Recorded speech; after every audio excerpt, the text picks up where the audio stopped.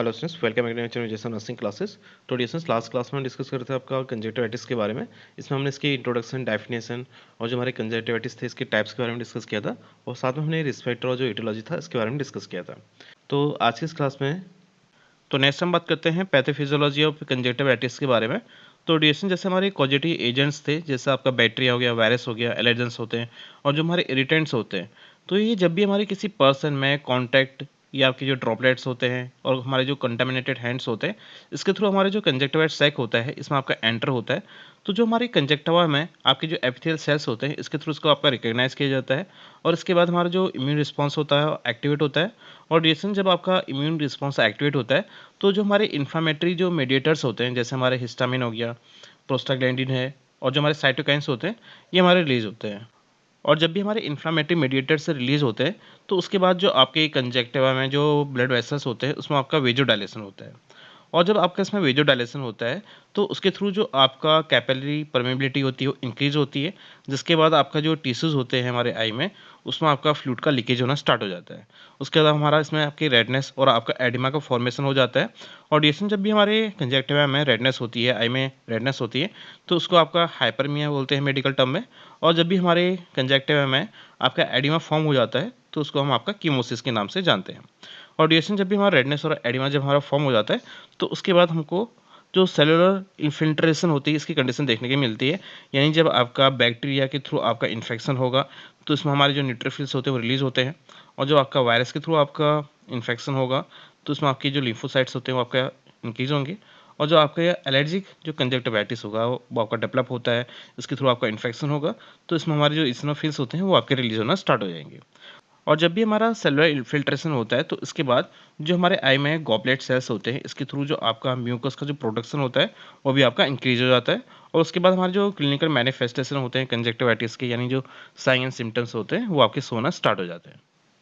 Next हम बात करते हैं क्लिनिकल मैनिफेस्टेशन ऑफ कंजक्टिवाइटिस, यानी जो हमारा कंजक्टिवाइटिस है इसके साइन एंड सिम्टम के बारे में डिस्कस करते हैं।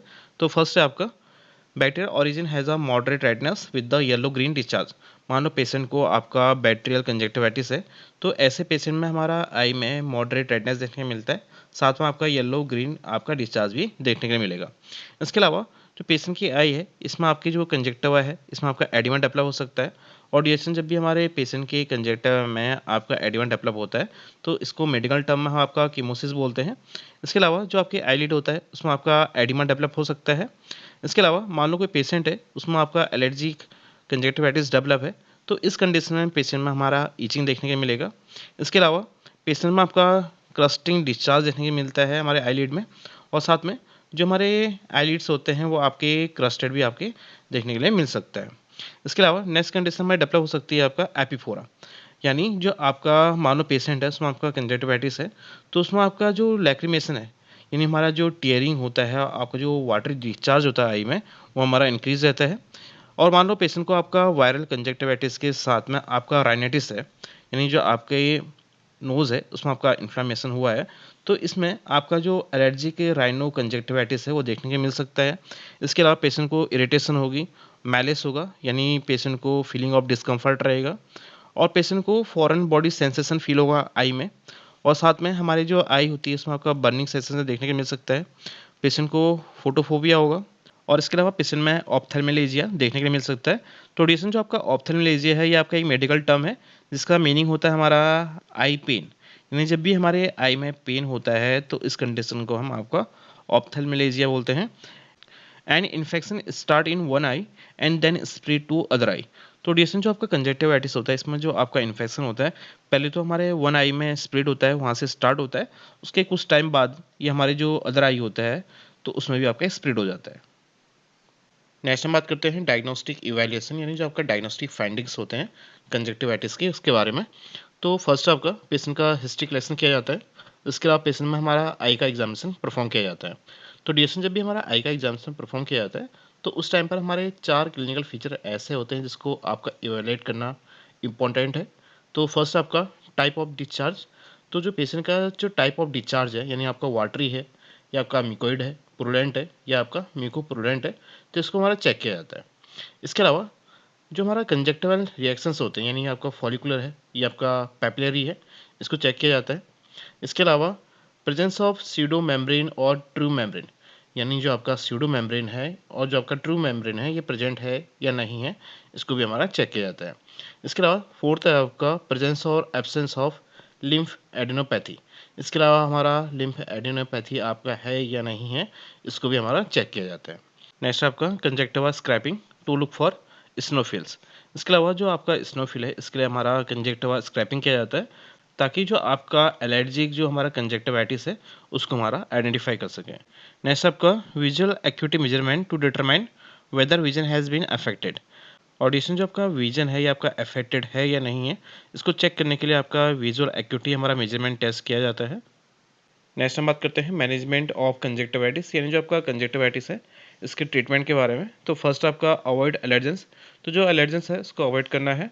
And treatment of irritant conjunctivitis is through cleansing of the I and removing the irritant, यानी जो आपका इरिटेंट जो कंजक्टिवाइटिस है इसको ट्रीट करने के लिए तो जो आपका आई है उसको क्लीन रखना है, क्लीन करना है, और जो आपके इरिटेंट होते हैं उसको हमारा रिमूव करना है। और इसके अलावा हम पेशेंट को एंटी हिस्टामिन जो मेडिकेशंस होती हैं, ड्रग होते हैं, प्रोवाइड करते हैं, जिसमें हम पेशेंट को सिट्रेजिन और आपका क्लिंस्मैस्टिन जो ड्रग होती हैं प्रोवाइड करते हैं। इसके अलावा हम पेशेंट को जो NSAID जो ड्रग्स होते हैं, जैसा कि आपका आइब्रूफेन होता है और आपकी नेप्रोक्सेन होता है और आपके डिक्लोफेनेक होता है, इसको आपका पेशेंट को प्रोवाइड किया जा सकता है। इसके अलावा हम पेशेंट को जो कॉर्टिकोस्टेरॉइड जो ड्रग्स होती हैं वो भी आपका प्रोवाइड कर सकते हैं, जिसमें हम पेशेंट को बेथामेथासोन जो ड्रग होती है और आपकी प्रीडिनिसोलोन जो ड्रग्स होती हैं वो आपका प्रोवाइड करते हैं। और डीएसएन जो आपकी कॉर्टिकोस्टेरॉइड जो ड्रग्स होती है हमारे जो एलर्जी जो डिजीज होती हैं, एलर्जी जो कंजक्टिवाइटिस होता है उसके लिए प्रिस्क्राइब करते हैं। इसके अलावा पेशेंट को हम आपका जो डिकंजेस्टेंट्स होते हैं वो भी आपका प्रिस्क्राइब कर सकते हैं। नेक्स्ट हम बात करते हैं बैक्टीरियल कंजक्टिवाइटिस के ट्रीटमेंट के बारे में। तो डीएसएन जो आपका बैक्टीरियल कंजक्टिवाइटिस होता है यूजुअली आपका विदाउट ट्रीटमेंट भी ठीक हो जाता है। इसके अलावा पेशेंट को हम आपका जो एंटीबायोटिक ट्रीटमेंट होता है वो भी आपका प्रोवाइड करते हैं। मान लो एंटीबायोटिक ट्रीटमेंट के बाद भी आपका जो पेशेंट है 3 डेज़ के बाद भी आपका ठीक नहीं हो पा रहा है, तो ऐसे पेशेंट के लिए हम आपका आई ड्रॉप और आपका जो आई ऑइंटमेंट है वो आपको प्रेफर करते हैं। इसके अलावा हम पेशेंट को इंस्ट्रक्ट करते हैं कि वो अपने आइज़ को टच ना करें और जो आपकी टॉवल है उसको शेयर ना करें, और जो क्लॉथ है उसको प्रॉपर वॉश करें और आपका हैंड भी वॉश करें। और इसके अलावा जो सिम्टोमेटिक जो ट्रीटमेंट है, रिलीफ है, इसके लिए पेशेंट को हम आपका कोल्ड कंप्रेसर और आपका आर्टिफिशियल टीयर प्रोवाइड करते हैं। If conjunctivitis develop due to the chemicals is treated by the irrigation with the Ringer lactate and saline solution. और जैसे मान लो जो आपका कंजक्टिवाइटिस है वो आपके जो केमिकल्स है इसके थ्रू डेवलप हुआ है, तो इसको ट्रीट करने के लिए जो हमारा रिंगल लैक्टेट होता है और आपका जो नॉर्मल स्लाइन होता है इसके थ्रू जो आपका आई है उसका इरिगेशन किया जाता है, आई को इरिगेट किया जाता है। And viral conjunctivitis can take 2 to 3 weeks और मोर टू रिकवर। और डिएसएन के अलावा जो वायरल कंजक्टिवाइटिस होता है इसको ट्रीट करने के लिए हम एंटीवायरल ड्रग प्रोवाइड करते हैं, और इसके लिए आपका 2 से 3 वीक का टाइम लग जाता है, और आपका 3 वीक से ज़्यादा का टाइम भी आपका रिकवरी में लग सकता है वायरल कंजक्टिवाइटिस में। तो डीएसएन जैसे कि हम बात कर रहे थे कंजक्टिवाइटिस के ट्रीटमेंट के बारे में, तो डीएसएन जैसे आपका एंटी हिस्टामिन जो आपकी आई ड्रॉप्स होती हैं, तो ये हमारे जो एलर्जिक कंजक्टिवाइटिस होता है इसको ट्रीट करने के लिए दिया जाता है। और जो आपके NSAID जो ड्रग्स होती हैं वो हमारे जो बैक्टीरियल कंजक्टिवाइटिस होता है और आपका जो वायरल कंजक्टिवाइटिस होता है इसको ट्रीट करने के लिए हमारा यूज़ किया जाता है। इसके अलावा हम बात करें जो आपका स्टेरॉइड जो आई ड्रॉप्स होती हैं, तो ये हमारे जो एलर्जिक जो कंजक्टिवाइटिस होता है इसको ट्रीट करने के लिए हमारा यूज़ किया जाता है। और जो हमारे एंटीबायोटिक जो ट्रीटमेंट होता है वो हमारे जो बैक्टीरियल कंजक्टिवाइटिस होता है इसको ट्रीट करने के लिए हम प्रोवाइड करते हैं। इसके अलावा हम बात करें कि जो आपका OTC जो आपके आर्टिफिशियल टीयर्स था, ताकि जो आपकी आई है उसको ड्राई कर सके, तो ये आपके एलर्जिक जो कंजक्टिवाइटिस होता है, बैक्टीरियल और आपके जो वायरल कंजक्टिवाइटिस होता है, इन तीनों में हम आपका जो आर्टिफिशियल टीयर है उसको यूज़ करते हैं। उसके अलावा हम बात करें कि जो आपका कूल कंप्रेसर होता है, ये हमारे 3 के 3 जो टाइप्स हैं, जैसे आपका एलर्जिक हो गया, बैक्टीरियल हो गया और आपके जो वायरल कंजक्टिवाइटिस होता है, इन तीनों में इसको हम का यूज़ कर सकते हैं। और हम बात करें कि जो आपका एंटीवायरल ड्रग्स होते हैं, या ओनली हम जो आपका वायरल कंजक्टिवाइटिस होता है उसमें आपका एंटीवायरल जो ड्रग्स होती हैं वो आपको प्रोवाइड करते हैं। नेक्स्ट हम बात करते हैं कंजक्टिवाइटिस के कॉम्प्लिकेशंस के बारे में। तो फर्स्ट कॉम्प्लिकेशन है आपका केरेटाइटिस, यानी जो आपका पेशेंट का जो कॉर्निया है इसमें आपका इन्फ्लेमेशन डेवलप हो सकता है। इसके अलावा बैक्टीरियल सुपर इन्फेक्शन की कंडीशन पेशेंट में देखने को मिल सकती है, और आपका जो कंजक्टिवल स्कैरिंग है वो पेशेंट में देखने को मिल सकता है। और जो हमारा कॉर्निया होता है उसमें आपका अल्सर डेवलप हो सकता है, और पेशेंट में जो आई है उसमें आपकी क्रोनिक इन्फेक्शन की कंडीशन भी हमको देखने के लिए मिल सकती है। नेक्स्ट हम बात करते हैं नर्सिंग मैनेजमेंट, यानी जो नर्सिंग रिस्पॉन्सिबिलिटीज़ हैं इसके बारे में। फर्स्ट आपका wash hands before and after touching the eye, यानी आपका आई को टच करने से पहले और बाद में हमको प्रॉपरली हैंड वॉश करना है and apply warm moist compressor as prescribe for healing and to decrease the pain. और मान लो पेशेंट का जो हीलिंग है उसको प्रमोट करना है और जो पेन है उसको रिड्यूस करना है, तो इसके लिए हम आपका वार्म जो मॉइस्ट कंप्रेसर है वो आपका अप्लाई करते हैं। और इसके अलावा जो डिस्चार्ज है इसको रिमूव करने के लिए पेशेंट का जो आई है उसमें आपका इरिगेशन करते हैं। और इसके अलावा जो पेशेंट के लिए जो आपके आई मेडिकेशन प्रेस्क्राइब की गई हैं उसको एडमिनिस्टर करना है, जैसे कि आपका नियोमाइसिन हो गया और आपका जो एरिथ्रोमाइसिन होता है उसको एवरी 1 to 2 आवर में हमारा आई में इंस्टिल करना है।